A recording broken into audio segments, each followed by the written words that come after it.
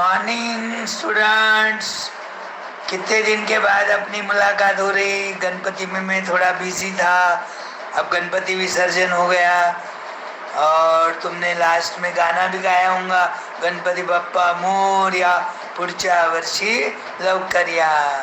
अब गणपति भगवान अगले साल आएंगे, धूमधाम से सेलिब्रेट करेंगे। अब अपना कहानी का नंबर आ गया। आज की कहानी का नाम है पिपानी वाला और गांव के लोग। क्या कहानी का नाम है? पिपानी वाला।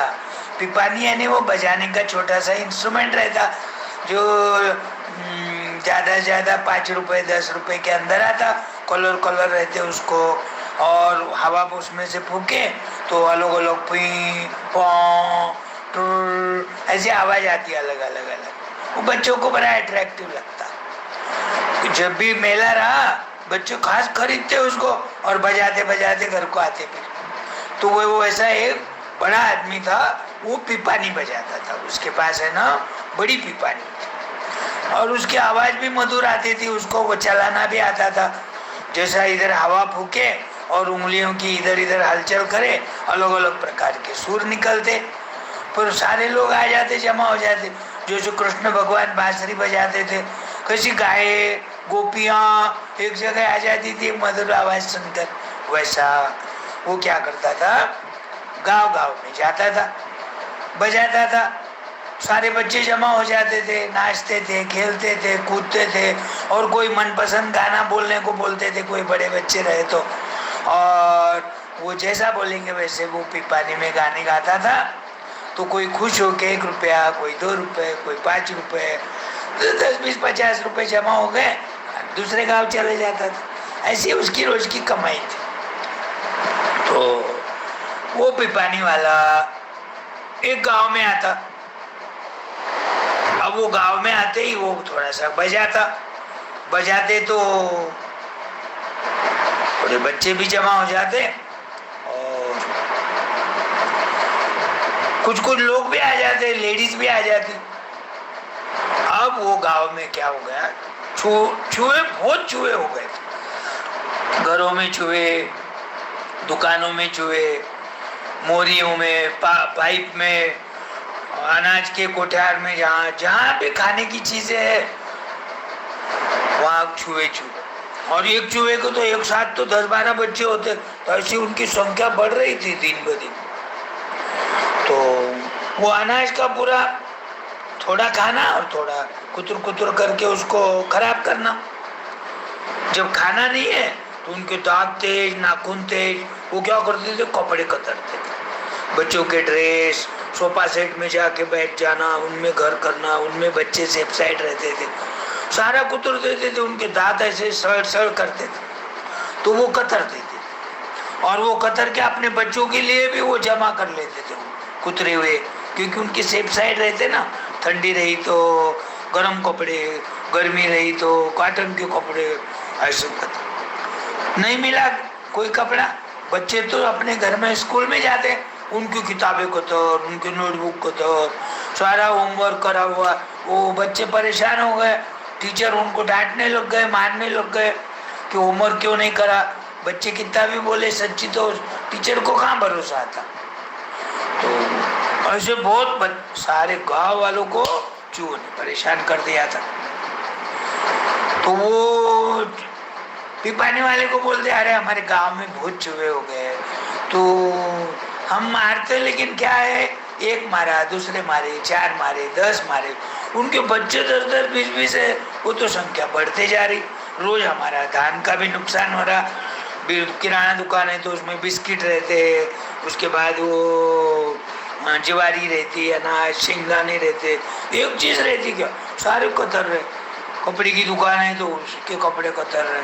जहाँ बच्चों की स्कूल है, स्कूल में भी घूम रहे, और बच्चों की जहाँ होमवर्क करना, स्टडी रूम, वहाँ घूम के उनकी किताबें और उनके नोटबुक सब कतर। हम परेशान हैं, तेरे को हम 5000 रुपए देंगे, तू चूहे को मारेगा क्या? इसको तो लॉटरी लग गई पिपानी वाले को। पिपानी वाले को मालूम है अपन बजाएंगे तो गाय नजीक आती, छोटे बच्चे नजदीक आते, वैसा चूहे भी आ जाएंगे। तो बोला ठीक है, बोले 5,000 रुपये प्रॉमिस करे वैसा देना पड़ेगा। हाँ, मैं तुम्हारे गांव के सारे चूहे आज मैं मार दूंगा। लोग खुश हो जाते, अरे वाह, बोले 5,000 रुपये तो जाने वाले अपने गांव में, कम से कम 100 लोग तो रहते, हर एक को कितने आएंगे, 5 रुपये बोले तो 500 हो गए, तो 50 रुपये जमा करे तो 5,000 रुपये जमा हो जाएंगे।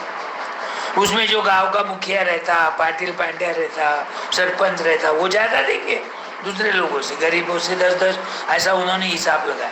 ठीक है, बोले तुम पहले चूहे मारो और जब तक हम क्या करते, पैसे जमा करते, और तुम्हारे 5,000।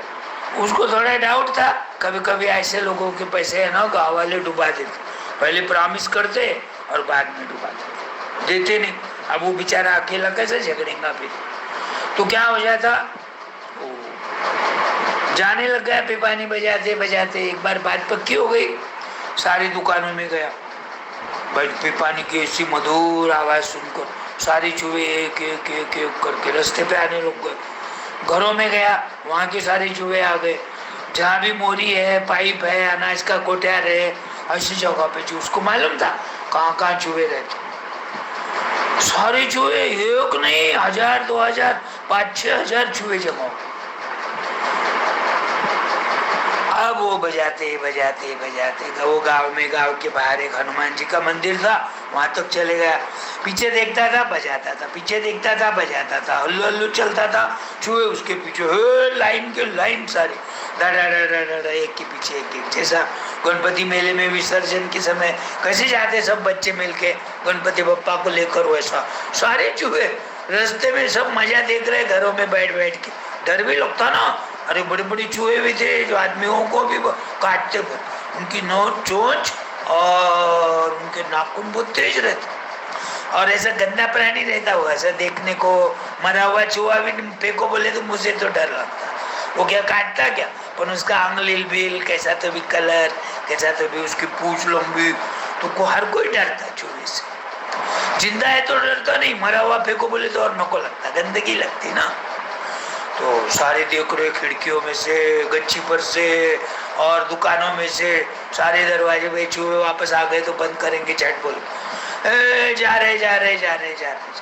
अब हनुमान जी का मंदिर आ गया, सारे चूहे जमा हो गए। फिर वो हनुमान जी के मंदिर थोड़ा दूर गए 101 फीट, तो वहाँ एक बड़ी नदी थी, और नदी में पानी भी अच्छा खासा था, पैदल जा सकते थोड़ी देर, 5-6 फुट तो अंदर जा सकते। फिर थोड़ा पानी डीप होता, आदमी है तो उनके कमर तक पानी आने तक वो चल सकता अंदर। वो बजाते बजाते नदी में चले गए, नदी के किनारे गए, सारी चूहे भी वहां चले गए। अब हल्लू हल्लू हल्लू हल्लू, वो कपड़े भीगे तो भीगे, परवाह नहीं करता था, अंदर अंदर अंदर जाने लग गया। मुंह दुखने लग गया उसका, बजा बजा हवा फूक फूक के मुंह दुखता ना।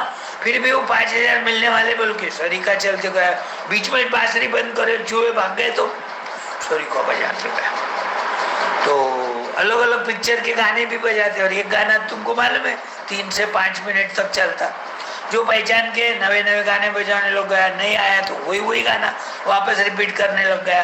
चूहों को क्या मालूम कौन सा गाना है, आवाज आ रही बस उसके पीछे पीछे भाग रहे हो। जैसा वो सपेरा रहता ना, सांप पकड़ने वाला, वो पुंगी रहती उसकी बजाते रहता, बीन बजाते रहता, वैसा वैसा नाक जो है ना वो सांप डोलते रहता। तो वैसा ये चूहे नाच रहे, चूचू चूचू आवाज कर रहे, एक के पीछे देख रहे, धक्का बुक्की सब नदी के पास। अब उनको नहीं मालूम अंदर पानी है, और पानी के अंदर गया वो पानी वाला, एक ने उड़ी मारा, दूसरे ने, सारे पानी के। अब चूहे को ज्यादा तैरना नहीं आता, थोड़ा सा पानी है तो निकल जाता उड़ी मार के जल्दी, लेकिन ये तो अंदर तक चले गए, नाक में, मुंह में, कान में सब पानी चले गया, सांस लेना नहीं, एक एक एक एक तड़प तड़प के मरने लग गए।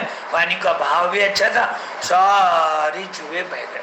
जो पहले रास्ते पे दिखते थे, अब नदी के पानी में एक के पीछे एक के पीछे सारी चूहों की बारात के जैसा सारे चूहे पानी में मर के बह गए। पानी वाला बजाते बजाते आ गया वो जहाँ पंचायत समिति का ऑफिस था। चलो लाओ भाई हमारे 5,000 रुपए, देखो तुम्हारे गाँव सारे चूहे मर गए, देखो अभी मैं एक गाना बजाता हूँ, अभी एक भी चूहा नहीं आएगा।